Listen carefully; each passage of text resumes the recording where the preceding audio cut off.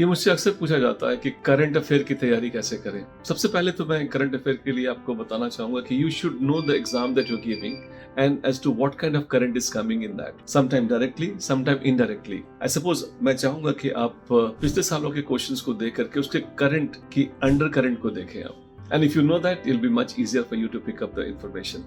और जब न्यूज़पेपर से या मैगजीन से आप इंफॉर्मेशन निकाल रहे हैं, I would like at that stage that you get into that एक खोजी प्रवृत्ति है, just start searching for it कि मैं कुछ ढूंढ रहा हूँ इसमें, मैं कुछ फैक्ट है, कुछ डेटा है, कुछ इवेंट है जो मैं याद कर सकता हूँ, वही ढूंढ रहा हूँ। And I think that's the approach I like you to follow. This will save a lot of your time. Second, I would like you to see that you are picking up information which are issues, not the event. क्योंकि issues long shelf life के होते हैं and उनको आप समझ सकते हैं, उनका यूज भी कर सकते हैं। इवेंट तो आप एग्जाम के पहले भी उसको ऐड कर सकते हैं, but you should understand the issues, not the events. And the third test which I like to give, you should ask yourself, can I memorize it? अगर आप memorize नहीं कर सकते हैं, that is not the current affair for you, because current affair एक बिल्कुल नदी की तरह बह रही है, and you get into the greed of picking up everything that you have there.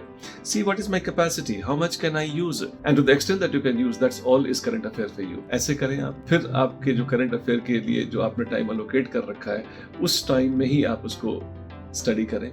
And I'm sure it is very vital, it's very important. But then if you approach it as if like everything that is there in the newspaper that's printed for me and I should gather all of them, वो गलत हो जाता है। ऐसे current affair की इकट्ठा करके आप अपने आप को implode करा सकते हैं, उसका यूज नहीं कर सकते हैं। To use that information, this approach definitely works.